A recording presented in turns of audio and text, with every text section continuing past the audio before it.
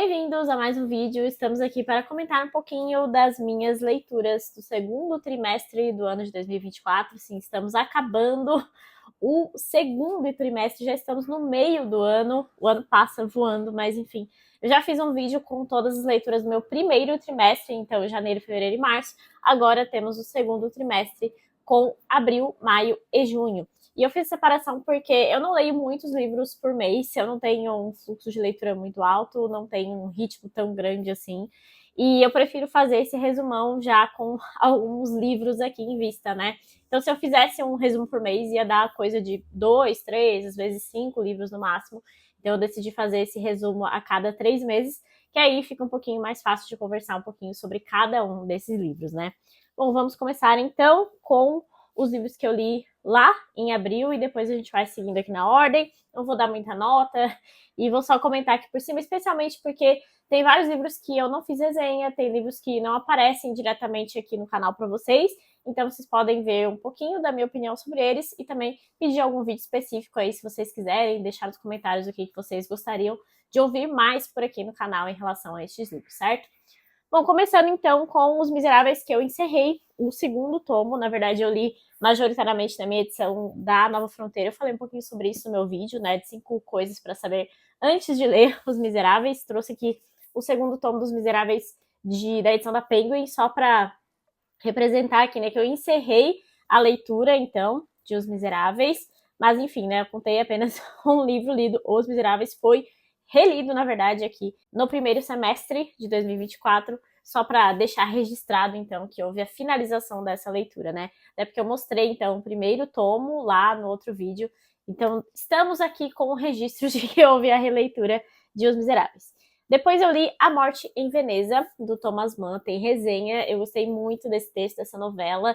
Eu ainda tenho que ler a segunda novela que tem aqui na minha edição, que é essa edição da Companhia das Letras, mas eu fiz uma resenha mais ou menos completinha, assim, do que eu achei, das minhas percepções, das críticas que eu pesquisei depois, a crítica literária, estudos. Eu acho que é uma novela muito profunda, bem interessante, assim, do Mann, e eu pude também me identificar melhor com a escrita dele e fazer um pouco as pazes com esse escritor, porque basicamente eu tinha detestado os Buddenbrook, que foi o primeiro romance dele, né? E agora estou fazendo as pazes aos poucos aqui com esses textos menores para depois me aventurar pelos próximos calhamaços dele. Eu também li Memória da Casa dos Mortos, do Dostoiévski. Eu nem trouxe esse livro para cá porque eu não acho que eu tenha tido uma experiência muito boa com ele. Na verdade, assim, foi uma leitura conjunta que a gente fez, a gente pôde trazer algumas coisas extras, né, a experiência do pessoal. Só que, para mim, ele é um livro que foi muito cansativo por ser, assim, meio arrastado e por ter coisas que eu já tinha lido em livros de não ficção, eu já tive muito contato, né, com o que era o czarismo na Rússia, depois o que foi a ascensão bolchevique, como se tornou tudo ainda muito pior. Então, eu tenho vídeo aqui, por exemplo, para Arquipélago Gulag, que foi uma coisa muitíssimo pior que aconteceu ali na Rússia depois, então acabou sendo um pouco repetitivo para mim e não me sensibilizou tanto assim, digamos, porque já li outros relatos que foram mais impactantes. E esse aqui é um livro que o Dostoiévski escreve em formato de ficção, mas é praticamente um relato não ficcional. Eu acho que a escrita dele está muito bem desenvolvida aqui. É um dos livros que eu mais senti uma boa escrita por parte do Dostoiévski, que ele não é muito famoso por escrever tão bem assim, né? É muito mais pelo enredo, pela profundidade, pelos personagens e tal. Então, esse aqui é um livro que não parece tanto do Dostoiévski assim, para ser bem sincera. Por isso que eu acho que tem um pouco dessa estranheza. Eu acabei nem trazendo resenha, nem falando muito sobre esse livro por aqui, justamente por isso, né?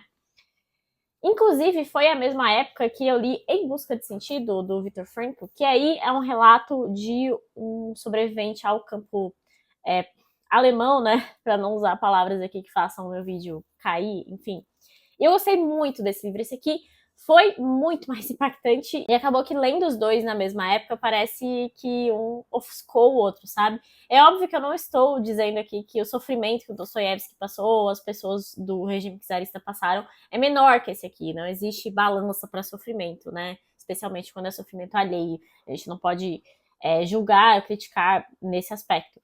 Mas pela experiência de leitura eu fui muito mais impactada por Em Busca de Sentido. E esse aqui é um livro incrível, em que ele vai trazer reflexões que vão remeter muito à psicologia, né, à psiquiatria, porque aqui a gente está falando de um médico psiquiatra que depois vai criar toda uma teoria que é a logoterapia, que na verdade foi iniciada antes, mas como ele acaba sendo preso, de família judia e tendo toda essa experiência, essa busca pelo sentido que ele vai defender aqui na sua teoria faz ainda mais sentido, digamos assim. É um livro muito impactante. É até complicado a gente expor o que ele diz aqui e tentar explicar, resumir o que ele diz aqui, porque é de fato um livro que a gente precisa ler e sentir, assim. Eu acho que ele é um livro importante, especialmente para pessoas que estejam passando por um momento difícil na vida ou precisando, assim, de um alento, de um sentido mesmo, sabe? De ter uma explicação para a vida. Eu acho que esse aqui é um livro essencial para isso. Bom, seguimos então aqui. A Tentação do Impossível, do Mário Vargas Llosa, foi o livro que eu li para complementar a minha leitura de Os Miseráveis. Então, esse aqui é um livro de mais de 150 páginas só de análise literária. Eu gosto muito do Vargas Llosa como crítico literário, eu ainda não conhecia a sua ficção, mas esse aqui foi um livro que eu usei especialmente porque Os Miseráveis foi uma leitura conjunta, né? Então eu trouxe alguns elementos que aqui estavam, os podcasts ali, enfim, né, para as nossas discussões, e eu acho que engrandeceu muito a leitura. Eu, assim como Vargas Llosa, sou uma grandíssima fã de Os Miseráveis, é um dos meus livros preferidos. Então eu me senti muito representada aqui pelo Vargas Llosa em seus elogios e suas análises para Os Miseráveis. Depois o surto de leitura, que foi A Hora da Estrela, da Clarice Lispector. Esse aqui eu também fiz resenha, porque eu me empolguei tanto com esse livro aqui. Foi uma experiência muito diferente para mim, foi uma coisa bem impactante mesmo, porque eu já tinha lido provavelmente esse livro, sei lá, com uns 15 anos, não tinha entendido nada. E hoje, com um pouco de bagagem literária, eu vi o que a Clarice Lispector fez aqui, como ela tem uma sensibilidade, tem uma capacidade, assim, extraordinária de usar a língua portuguesa, que nem é a língua mãe dela, né? Porque ela veio da Ucrânia, enfim, ela aprendeu português muito nova, mas o que ela faz aqui com as palavras, com as expressões, com a escrita, é magistral.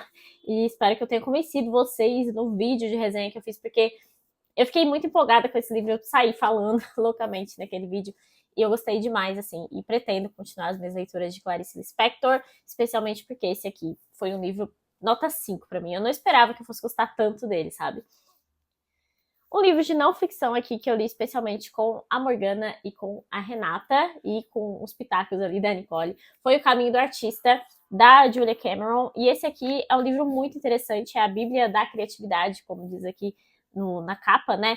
E esse livro vai trazer ensinamentos pra gente sobre como usar essa nossa energia criativa. É um livro que cansa um pouco pela questão que ela traz muito da espiritualidade dela e vai falar muito sobre espiritualidade ligada à criatividade. Ela acaba sendo um pouco repetitiva em alguns pontos, eu senti isso por parte dela também, mas foi um livro que abriu muito meus horizontes e que me deu vários tapas na cara, assim, porque em muitos momentos, assim, eu vi como eu busco trabalhar com criatividade, como eu gosto de trabalhar com criatividade, mas eu acabei perdendo um pouco disso, tanto pela advocacia, como pela ausência de leitura, de escrita na minha vida. A escrita foi algo que me impactou muito aqui. Ela ensina especialmente aqui sobre páginas matinais, encontro com o artista. São coisas que eu ainda não consegui estabelecer na minha rotina, mas que eu achei bem interessante, assim, foi uma experiência boa para mim. Eu meio que entrei nesse ensino aqui da Julia Cameron sem muita expectativa e sem muito preconceito também, eu só fui. E eu acho que o saldo foi positivo, eu acho que tirei bons ensinamentos desse livro aqui. Eu não acho que ele vá me transformar completamente de um dia para o outro, até porque envolve muito exercício, tem sempre exercícios aqui, e nem sempre eu conseguia fazer esses exercícios da melhor forma, mas eu acho que vale a pena tentar sempre, trazer um pouco dessa coisa da criatividade, porque mesmo que você não trabalhe, sei lá, com internet, com escrita, com arte, a criatividade é algo que move qualquer trabalho que a gente for fazer, né? Ou a nossa vida, de forma geral. E eu acho que isso foi o ensinamento mais impactante que eu tirei aqui do livro da Julia. Bom, depois tivemos Paraíso Perdido, né, de John Milton. Trouxe aqui a minha edição maravilhosa do Clube de Literatura Clássica. Eu fiz um projeto de leitura desse livro aqui no canal, então tem vídeo mais ou menos para cada 2 cantos, tem alguns cantos que tem mais, tem menos, enfim. Mas eu fiz vários vídeos desse projeto aqui, fiz também uma resenha completa. E esse livro foi, assim, um divisor de águas na minha vida, porque eu acho que eu consigo enfrentar qualquer coisa depois dele. Foi o livro mais difícil, mais desafiador que eu li, mas também é um dos livros mais bonitos, uma das coisas mais incríveis que eu já tive contato na literatura mundial.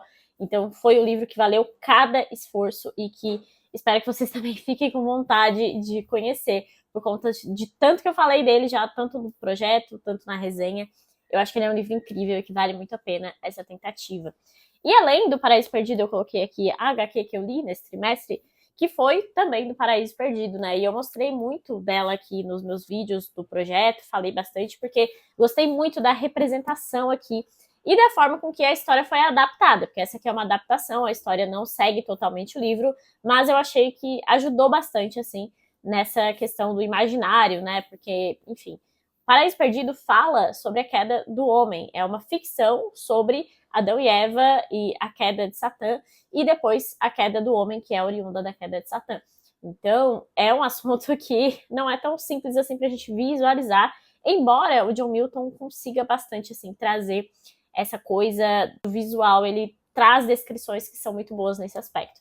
É um poema épico, né? Então nem comentei muito porque eu já falei tanto sobre ele aqui nos vídeos. Mas enfim, é um poema épico em verso, em inglês. Então aqui com essa edição que é bilíngue é bem interessante comparar com o inglês, porque o inglês é maravilhoso, assim, uma das coisas mais bonitas que eu já li de verdade e recomendo imensamente. Bom, depois eu terminei, então, O Sol Também Se Levanta, que foi o primeiro livro da sequência que nós estamos fazendo de leitura cronológica do Ernest Hemingway. Estamos agora em Adeus às Armas, eu já estou fissurada nesse livro. Mas O Sol Também Se Levanta é um livro muito importante da geração perdida. Esse aqui é o livro que representa a geração perdida, que é essas pessoas que vieram do pós-Primeira Guerra Mundial com muitos traumas, com muita dificuldade de falar desses traumas e dificuldade de entender esses traumas também. E esse é um livro assim um pouco caótico, tem várias personagens aqui que são bem irritantes. Ele não é um livro assim tão agradável de ler porque os personagens são bem irritantes, são bem chatos e o enredo é bem simples assim, né? Enfim, eles vão visitar Pamplona na Espanha para uma tourada e tudo que eles fazem é num ímpeto, tudo que eles fazem é sem pensar no amanhã, é sem sentido, e eles nunca têm sentido na vida. Então esse é o livro que representa a geração perdida, e é muito importante para você conhecer esse universo Ernest Hemingway, que é justamente um escritor que também foi para a Primeira Guerra Mundial, que volta, faz parte dessa geração perdida, é um artista muito dessa desolação da geração perdida, inclusive, a gente sente muito disso nas obras posteriores dele, ele vai para a Segunda Guerra depois, enfim. Ele é um escritor do século XX, na minha opinião, porque ele viveu as grandes coisas do século XX. Então, esse projeto está sendo bem interessante, eu gosto bastante da escrita dele. E, como eu falei, né, estou amando Adeus às Armas, mas esse aqui foi um livro, assim, que foi importante. Foi necessário ter lido esse aqui para conhecer, mas não é um livro, assim, que tenha me agradado muito, que eu tenha adorado. Eu achei o livro ok. Inclusive, tem uma live sobre esse livro aqui que eu fiz com a Lari Virtuoso, tá lá no meu Instagram. Caso vocês tenham interesse, a gente conversou um pouquinho mais sobre esse livro aqui por lá. Depois eu encerrei A Mentira, do Nelson Rodrigues, também fiz um vídeo. Eu adoro o Nelson Rodrigues, sou suspeito para falar, porque eu gosto muito desse estilo seco, desse estilo direto, irônico, sarcástico que o Nelson tem. Eu acho incrível, assim, o que ele faz. Eu já li as memórias dele, né, também tem resenha, e li aqui A Mentira, que é um romance dele, né, efetivamente. Parece mais uma novela, né, porque é bem curtinho, bem rápido de ler, eu li numa noite, assim, é um surto de leitura. Mas enfim, também adquiri recentemente o teatro completo do Nelson. Acho que no final das contas eu vou acabar com a biblioteca Nelson Rodrigues completa aqui em casa e devo trazer para vocês também, porque é um escritor que eu gosto muito. Eu acho que eu já posso considerá-lo o meu escritor preferido, assim, do Brasil. Embora ele esteja, assim, disputando com esse escritor aqui, né, que é Érico Veríssimo. Porque depois que eu terminei esse livro aqui, eu fiquei, meu Deus, isso aqui é a melhor obra de ficção brasileira que eu já li na minha vida. Olha que eu já li os grandes romances do Machado de Assis, mas isso aqui me envolveu de um jeito que Machado não conseguiu fazer. Então, sinto muito aí aos fãs, eu adoro Machado de Assis, inclusive quero reler.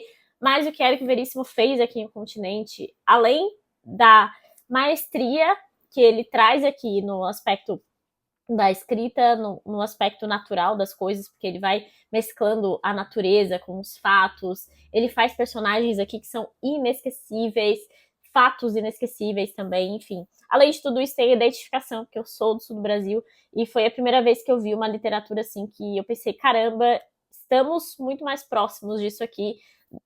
E é claro, né, a gente sabe que quando a gente pensa em Brasil, a gente pensa aí, sei lá, nos romances cariocas, até no Nelson Rodrigues, que não era carioca, mas é muito conhecido por ter morado muito tempo no Rio de Janeiro. A gente pensa no Nordeste, com a seca, a gente pensa em Guimarães Rosa, mas a gente não fala muito de Érico Veríssimo. E o Érico Veríssimo traz aqui um aspecto do Brasil que não é tão falado assim, não é tão famoso, mas que faz parte do Brasil, né? Nós fazemos parte do Brasil.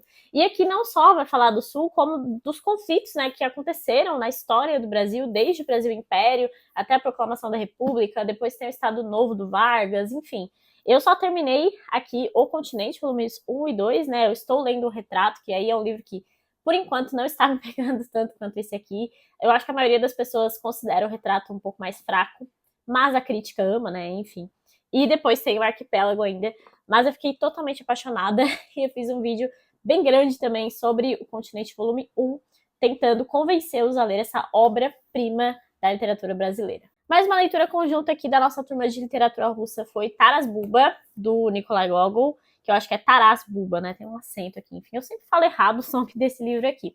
Esse aqui é um livro bem curtinho, é uma novela, e é praticamente uma epopeia ucraniana aqui.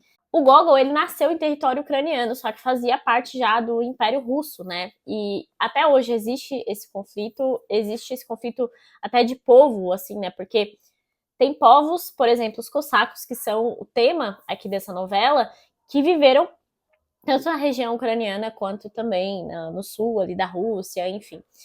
E aqui ele vai fazer meio que uma epopeia mesmo com os heróis cossacos e lutando contra a Polônia aqui nesse livro.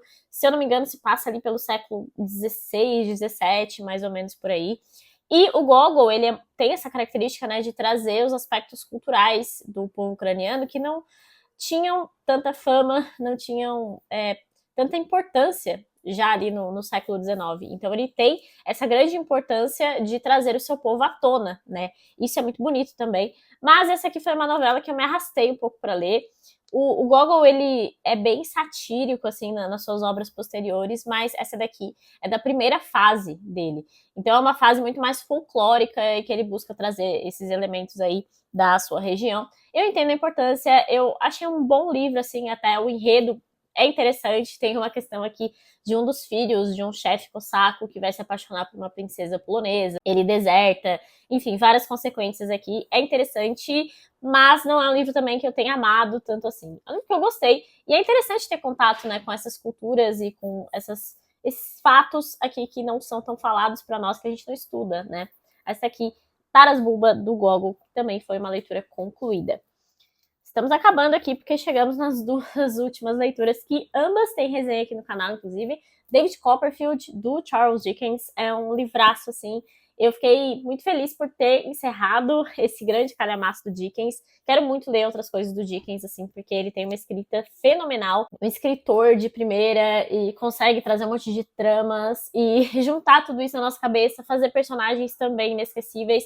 Eu gostei muito dessa experiência aqui, fiz um vídeo bem completão. Falei um pouco também sobre o fato de que não é um livro que todo mundo vai amar, não é um estilo literário que eu também ame completamente, não se tornou um dos meus livros preferidos da vida, mas me fez admirar ainda mais Charles Dickens e ficar com mais vontade de ler as outras obras dele. Então, caso vocês tenham interesse, tem uma resenha bem grande aí para assistir desse calhamaço, que também é bem grande, né? E por fim, o último livro que eu encerrei a leitura, então, foi O Morro dos Ventos Vivantes, que é a última resenha que vocês têm acesso aqui no canal. Foi uma leitura muito interessante, uma releitura, e eu pude observar coisas com bastante detalhes, assim, porque eu lembrava mais ou menos do enredo. Foi uma leitura que eu fiz, sei lá, 10 anos atrás, e não tinha quase lembrança nenhuma, mas foi um livro arrebatador, um livro impactante. Eu entendo quem não gosta desse livro, entendo quem odeia esse livro, porque os personagens são todos detestáveis, né? Eu acho que tem pouquíssimos personagens aqui que a gente sente alguma empatia, que mínima que seja, assim.